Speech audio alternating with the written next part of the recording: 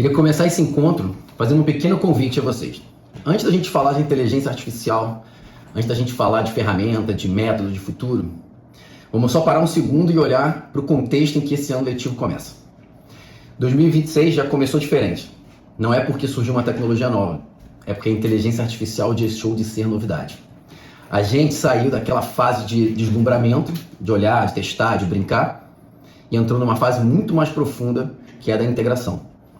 Hoje a IA não está mais às margens. Ela virou uma camada estrutural da sociedade. Ela já influencia como a gente escreve, como a gente busca informação, como a gente cria as imagens, como a gente toma as decisões. E é claro, como nossos alunos aprendem e produzem. Isso é importante porque muda uma coisa fundamental. A tecnologia passou a alterar o contexto mesmo antes do conteúdo. Ou seja, antes de qualquer aula começar, antes de qualquer explicação, o ambiente mental, digital e cultural do aluno já foi impactado. E quando a escola escolhe um tema do ano, que é discutir o futuro do planeta, da humanidade na era digital, na era da inteligência artificial, ela está fazendo algo muito potente. Porque essa discussão não é técnica, ela é ética, ela é humana, ela fala de sustentabilidade ambiental, ela fala de sustentabilidade pessoal, ela fala de cidadania global.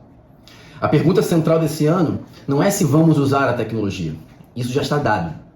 A pergunta real é como garantir que essa tecnologia sirva à regeneração do planeta, ao equilíbrio humano, ao pensamento crítico e não ao contrário. É exatamente aqui que começa a nossa conversa de hoje.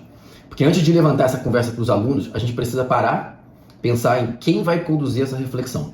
Preparar o professor para esse novo contexto. Um contexto em que o foco deixa de ser a ferramenta em si e passa a ser a ética, a humanidade e a forma como a gente integra tudo isso na educação.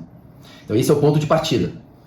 Não há respostas prontas, mas há uma leitura de cenário, porque o ano já começou e começou diferente.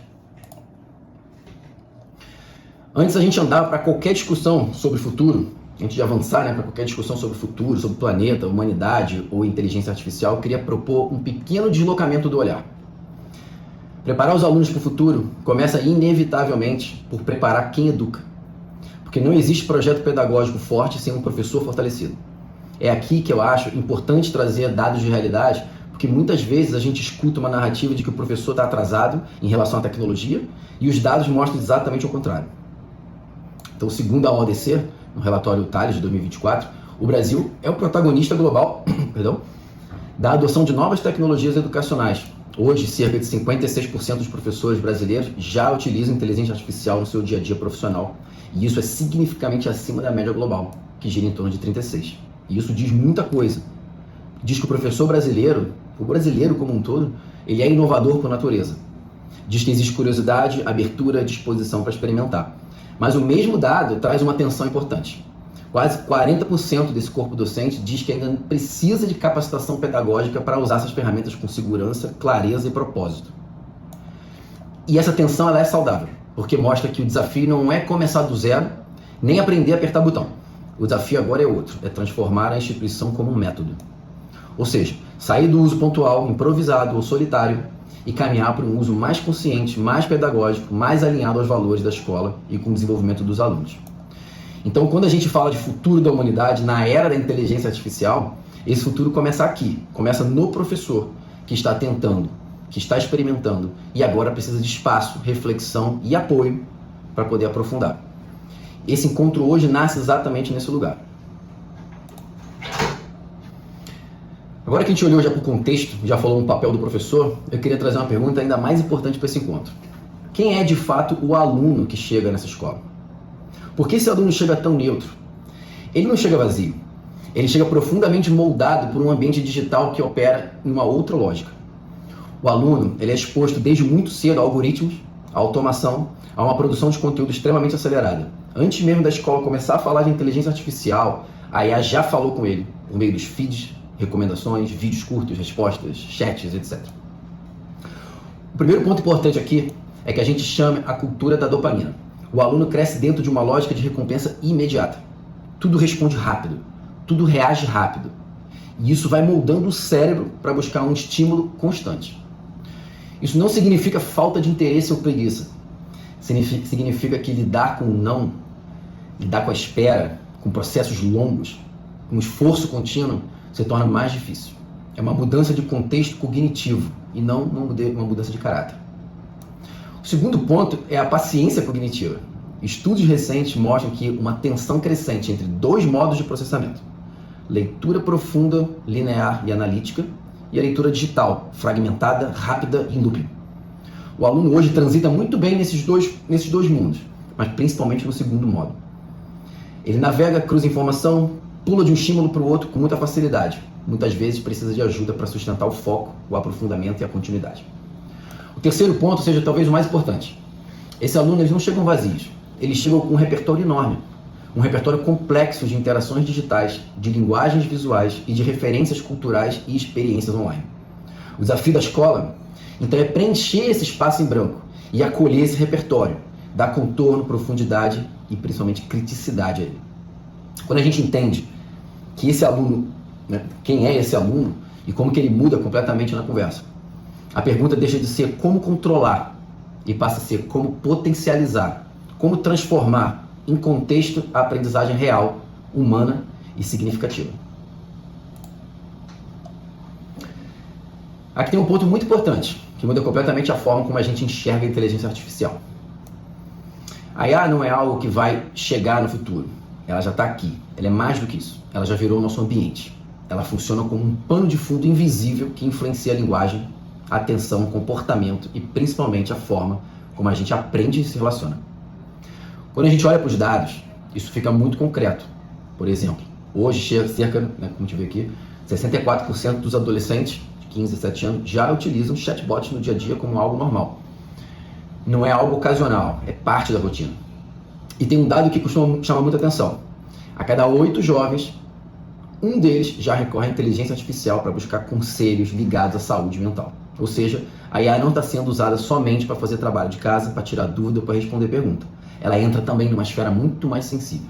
Além disso, existem plataformas que simulam amizades, conversas contínuas, até suporte emocional. Para muitos jovens, a interação com os sistemas da IA já faz parte da sua vida afetiva e da sua vida relacional no cotidiano. Quando a gente junta tudo isso, a conclusão é inevitável. A tecnologia saiu da caixa de ferramentas. Ela não é mais apenas um recurso externo que a gente liga e desliga. Ela entrou na esfera psicológica e emocional subjetiva dos alunos. E isso muda completamente o papel da escola. Porque se a IA já influencia como o aluno pensa, como ele se sente, como ele se comunica, ignorar esse ambiente não os protege. Pelo contrário, deixa o aluno sozinho para lidar com ele. Preparar para o futuro da humanidade, então, passa também por uma ajuda a esse aluno a desenvolver consciência, a desenvolver a criticidade e equilíbrio dentro do ambiente tecnológico que já existe. A escola passa a ser um espaço fundamental para dar essa linguagem, esse contexto, essa humanidade nessas interações. Bom, esse slide ajuda a visualizar onde de fato nasce o desafio. O desafio não é o aluno. O problema surge quando práticas antigas encontram um contexto radicalmente novo. Tá? De um lado, a escola funciona, e sempre funcionou, com processos lineares, com sequências, com etapas, começo, meio e fim. Isso é estrutura, isso é método. Mas do outro lado, o aluno vive um ritmo algoritmo, tudo imediato, tudo responde rápido, tudo entra em loop, e um ambiente de estímulo contínuo. E essas duas lógicas se encontram sem mediação, o que parece uma fricção, e essa fricção costuma se manifestar como uma perda de engajamento neural. Não é desinteresse, é desalinhamento ritmo. De um lado importante aqui, o que ajuda a entender isso, por exemplo, pesquisas do MIT mostraram que o uso indiscriminado da IA para redigir texto pode reduzir a atividade cerebral associada ao raciocínio profundo. Isso é um ponto de atenção. Isso acontece muitas vezes porque o aluno passa a buscar o produto, a resposta pronta, enquanto a escola busca o processo, o encaminhamento do pensamento. Quando a gente valoriza a tarefa como um produto final, a IA vira um atalho. Quando a tarefa é valorizada pelo processo que ele é desenvolvido, a IA vira de fato um apoio. Então o ponto não é demonizar a tecnologia, é alinhar expectativas. É redesenhar propostas para que o raciocínio volte a ser visível, acompanhável e valorizado. Esse é o ajuste fino que a escola e a chamada montagem da estrutura, obviamente sem ignorar o ritmo de cada aluno de forma individual, mas tudo isso sem perder engajamento. Aqui eu quero tocar num ponto que gerou, principalmente no ano passado, mas que geram atenção, mas ao mesmo tempo um pouco de confusão. O desafio não é o aluno usar a inteligência artificial. O uso da tecnologia ele é inevitável. A pergunta real é como a gente lida com isso pedagogicamente. Em 2025, por exemplo, tivemos um movimento forte da proibição dos usos de celulares nas salas de aula. A intenção foi legítima, recuperar a atenção, melhorar a socialização, reduzir a distração. Mas tem uma diferença importante que a gente precisa explicitar. Tirar o celular da mão do aluno não tira a inteligência artificial da vida do aluno. A proibição atua direto no dispositivo. Ela cuida do hardware. Mas isso é importante para a organização do ambiente. Beleza. Só que a pedagogia atua num outro lugar. Ela atua na lógica. Ela cuida como um software. A atenção ela é uma condição. A cognição é o objetivo. Quando a gente fica apenas buscando o positivo na conversa, no controle, quando a gente avança para um letramento, a conversa muda de nível. Educar na era da IA não é vigiar melhor. É ensinar a pensar melhor. É ajudar o aluno a entender como a tecnologia funciona, onde ela ajuda, onde ela atrapalha e quais as escolhas que estão sendo feitas no uso dessas ferramentas. Essa é a transição em que é colocada para a escola nos dias de hoje. Sair do foco exclusivo do hardware e avançar para a formação do software humano, o pensamento crítico, a ética, a consciência e a responsabilidade. E esse movimento não acontece por decreto, ele acontece por prática pedagógica, no dia a dia. Talvez esse seja o slide mais importante de toda essa nossa conversa. Porque, no fundo, o maior desafio da escola hoje não é a tecnologia em si, é o desafio em continuar fazendo as mesmas perguntas de antes no mundo em que mudou completamente. Quando a gente mantém tarefas, avaliações, critérios pensados por um contexto pré-IA, acontece algo muito curioso. Se a inteligência artificial resolve tarefa em segundos, o que está sendo avaliado não é mais o aluno, é a ferramenta. É por isso que muita gente fala na morte da lição de casa tradicional. Mas não porque o aluno não precisa mais estudar em casa, claro que precisa. Mas é que o formato antigo ficou muito vulnerável para a IA. Quando o foco está apenas no produto final, no texto pronto, na resposta certa, no trabalho entregue, a IA vira um atalho muito óbvio. Agora, quando o foco se desloca para o processo da conversa, aí realmente tudo isso muda. O que esse exemplo visual mostra é exatamente isso. Um rascunho manual, discussão, debate, crítica do que a própria IA produziu, ajustes até chegar numa versão final. Esses são os novos modelos que estão sendo propostos para a elaboração dos deveres, dos trabalhos, etc. Porque nesse modelo a tecnologia não elimina o aprendizado, ela expõe raciocínio. O aluno deixa de ser apenas um entregador de resposta e passa a ser alguém que argumenta, revisa, compara, justifica as escolhas. E isso aumenta o engajamento humano, torna o pensamento visível e devolve ao professor aquilo que sempre foi central, acompanhar o caminho, não só corrigir o resultado. Então a pergunta que fica é como impedir o uso das IAs, mas como redesenhar, a pergunta que fica é como não impedir o uso das IAs, mas como redesenhar perguntas para que o aprender volte a ser um processo e não apenas um produto. Aqui é importante a gente ampliar um pouco esse zoom. Essa conversa não está sendo só aqui no Brasil, nem aqui na escola, e nem agora. Né? O mundo inteiro já começou a testar novos caminhos da educação. A gente já até andou conversando isso nas outras palestras, trouxemos alguns exemplos do que vem acontecendo pelo mundo. Diversos países e sistemas educacionais já estão revendo seus métodos, avaliando o letramento digital, não porque acharam uma solução perfeita, mas porque percebem que manter tudo igual deixou de funcionar. Quando a gente olha para benchmarks globais, alguns sinais ficam muito claros, como China, Emirados Árabes, por exemplo, que já incorporaram os conteúdos de inteligência artificial no ensino básico. Recentemente até mandei um material para vocês no grupo, né, já eles usando sistemas de correção, etc. Não para fazer a execução da correção, mas para justamente já ali coletar o manuscrito, etc. Já entrando ali no cotidiano dos professores. O outro marco importante é a PISA de 29, que pela primeira vez a avaliação internacional vai incluir o letramento da inteligência artificial. E isso muda o foco da pergunta. Não é apenas o aluno sabe matemática e também ele sabe interagir, no caso não é só matemática, ele sabe também interagir com máquinas, ele sabe também interpretar respostas, questionar resultados, usar a tecnologia de forma crítica. A Unesco também vai reforçando uma diretriz muito clara, a inteligência artificial centrada no humano. A ideia não é acelerar desigualdade, mas usar a tecnologia como instrumento de equidade, alinhado aos objetivos do desenvolvimento sustentável. Quando a gente junta tudo isso, parece um padrão interessante. O movimento global não é de proibição total, mas nem de adoção cega. É um movimento de revisão pedagógica, de entender aonde a tecnologia entra, onde não entra e qual o papel da escola nesse novo cenário. E isso é importante dizer porque tira a sensação do improviso. A escola não está sozinha, não está atravessando um processo em que está no curso no mundo. Ela não está atravessando um processo, obviamente, que está sozinha nesse mundo. O mundo inteiro está atravessando esse processo junto. Então o desafio não é copiar os modelos prontos, porque ninguém está com um modelo exato ainda, mas aprender com esses sinais e construir os caminhos coerentes para a nossa realidade, para a nossa cultura.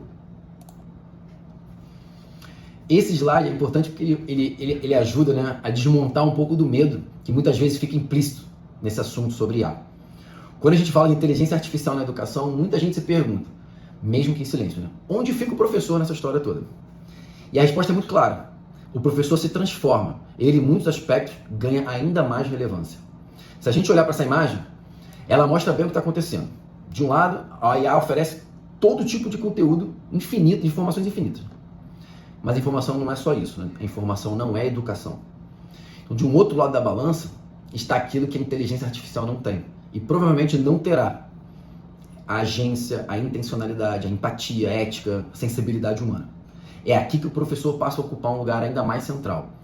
Não mais como um Google da sala, aquele que detém todas as informações, né? Mas sim como um mediador, um curador, um orientador crítico. E o professor que ajuda o aluno a diferenciar o que é relevante do que é ruído. Essa é uma grande função de nós, né, educadores, e eu me falo também como um pai, né? Bom, no mundo em que a resposta vem rápido, o valor está cada vez mais na pergunta bem feita. E mais do que isso, o professor é que desenha a jornada ética dessa aprendizagem.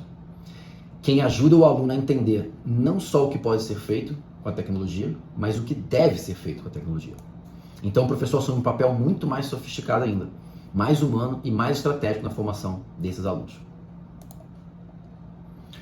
Bom, a partir daqui a conversa muda um pouco de lugar. Ensinar na era digital, na era da inteligência artificial, não é mais transmitir o conteúdo. Ensinar passa a ser também a pesquisar. Eu acho muito legal esse tema, onde o professor ele também é um pesquisador, um testador, um observador no dia a dia das aulas. Então, testar, observar e refletir deixam de ser uma exceção e passa a fazer parte do processo pedagógico. Isso é libertador por um motivo muito simples. A gente não precisa ter todas as respostas prontas. A sala de aula vira um campo de estudo, um espaço vivo, onde o professor e o aluno investigam juntos como a tecnologia interfere no aprendizado. Nesse contexto, o papel do professor muda de novo. Ele não precisa competir com a IA. Ele provoca as buscas. Em vez de aceitar uma resposta final, ele pergunta: como a IA chegou nessa conclusão? O que ela considerou? Aonde estão os vieses?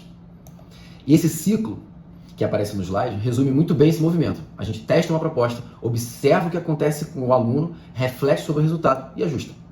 E é assim que o professor assume o papel de pesquisador da própria prática. E isso não exige grandes projetos ou mudanças radicais. Começa com pequenas experiências, com pequenas curiosidades, com uma abertura para aprender junto. E quando a escola adota essa postura, a IA deixa de ser uma ameaça e passa a ser um objeto de investigação pedagógica. E esse talvez seja um dos maiores ganhos desse novo cenário: transformar as incertezas em aprendizado. Se a gente junta tudo o que foi dito até aqui, aparece uma ideia muito potente. A escola pode, ou talvez deva, assumir um papel de laboratório do aprendizagem. Isso significa olhar para o ano letivo não como um período de execução perfeita, mas como um espaço seguro de experimentação e ajustes contínuos. Essa lógica não é nova. Ela dialoga diretamente com o construcionismo, com uma ideia de aprender fazendo, de colocar a mão na massa, testar as hipóteses, errar, ajustar e aprender o processo. Porque na era da inteligência artificial, isso ganha ainda mais sentido. Porque enquanto o digital acelera, o fazer manual desacelera. E isso desenvolve tempo de pensamento, de observação e de construção. Projetos podem nascer na IA, como uma ideia, como um rascunho, uma simulação, mas se concretizam no mundo físico, no desenho, na maquete, no experimento, no escrita à mão, na criação coletiva. Quando a escola se assume como um laboratório, o erro deixa de ser uma falha e passa a ser um dado, algo que ensina, que se ajusta, se observa e se remodela. E isso é muito um clima de sala de aula. O aluno se arrisca mais, o professor observa mais, o aprendizado fica mais visível. Esse ambiente não exige controle absoluto. ele exige uma intenção pedagógica. Criar espaço onde é permitido testar, errar, criar uma das formas mais consistentes de formar alunos críticos, criativos e preparados para o mundo que está em constante transformação. Bom, aqui eu quero trazer a conversa para um lugar mais prático, para o dia a dia do professor. A gente focou muito no aluno, né, como o ponto central desse tema. Mas quando a gente fala da inteligência artificial como um apoio ao trabalho docente, a gente não está falando em substituir o professor e nem ficar automatizando o ensino. A gente está falando de algo muito mais simples, muito mais estratégico, que é usar tecnologia para tirar peso de burocracias e desenvolver tempo para aquilo que é humano. Os dados mostram isso com bastante clareza.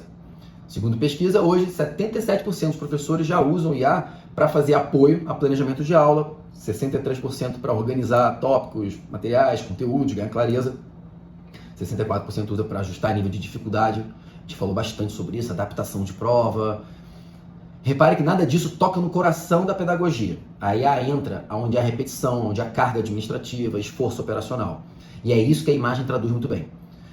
Quando a gente automatiza a burocracia, a energia do professor não some, ela é redirecionada. E ela volta para a escuta, para o olhar individual, para o acompanhamento mais profundo, uma construção de vínculo. A tecnologia cuida do que é mecânico, o professor cuida do que é humano. E essa talvez seja um dos usos mais inteligentes da IA na escola. Não acelerar o conteúdo, mas ampliar a qualidade da relação pedagógica. Porque no fim das contas, o ganho não é produtividade, é de presença. Até aqui a gente falou bastante de desafios, ajustes e responsabilidade, mas agora eu quero abrir um pouco mais o campo e olhar para um lado muito potente dessa história.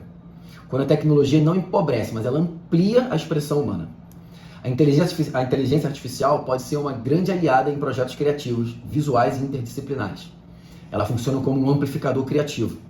Muitas vezes o aluno tem uma ideia, tem uma intenção, tem uma sensibilidade, mas esbarra em barreiras técnicas, não sabe desenhar, não sabe modelar, não sabe compor. E é aí que a IA ajuda a atravessar essa barreira. Ela permite visualizar cenários complexos, criar imagens, experimentar sons, explorar linguagens, sem que a limitação técnica impeça essa expressão. Por isso a metáfora é tão boa. A IA pode ser uma bicicleta para a mente. Porque a bicicleta não anda sozinha. Ela não escolhe o caminho, mas ela amplia a capacidade de quem pedala. Isso possibilita incríveis projetos que se conectam com ciência, com arte, sustentabilidade, cidadania, imaginação. Projetos que ajudam o aluno a expressar o que pensa, o que sente sobre o futuro do planeta, da sociedade e das relações humanas. Quando bem mediada, a tecnologia não substitui a criatividade, ela expande. E aqui o papel do professor, mais uma vez, é central. Ajudar o aluno a transformar essa amplificação em significado, em reflexão, em expressão com sentido. Bom, até aqui a gente falou muito sobre o potencial das oportunidades e os caminhos possíveis. Mas em uma conversa honesta sobre inteligência artificial na educação, precisa fazer uma coisa fundamental, nomear os riscos. Nem tudo são ganhos, fingir que esses riscos não existem não protege ninguém. O primeiro risco é o que a gente chama de atrofia cognitiva. O aluno terceiriza constantemente a escrita, a síntese, o esforço de organizar o pensamento. Existe um risco real de perder essas capacidades, e é o famoso use it or lose it. Isso não significa proibir o uso da IA. Significa criar situações em que o pensamento humano continue sendo exercitado, provocado e valorizado. O segundo risco são os vieses e as chamadas alucinações. A IA não é neutra, ela reproduz padrões, preconceitos e limitações de dados nos quais elas foram treinadas. E muitos desses treinamentos são feitos no Ocidente. Então, carrega uma cultura ocidental que não necessariamente significa uma cultura real, uma cultura a ser seguida, e sim uma cultura de maioria. Então, ensinar o aluno a identificar erro, questionar fontes, desconfiar de respostas prontas, se torna uma competência urgente. E o terceiro risco é a desigualdade de acesso. Existe uma diferença enorme entre quem sabe comandar a tecnologia, fazer boas perguntas, ajustar prompts, entender limites, e quem simplesmente é comandado pelos algoritmos. Se a escola não atuar aqui, a IA pode ampliar as desigualdades ao invés de reduzir. Por isso, falar em riscos não é ser contra a tecnologia, é assumir uma postura adulta, ética e educativa.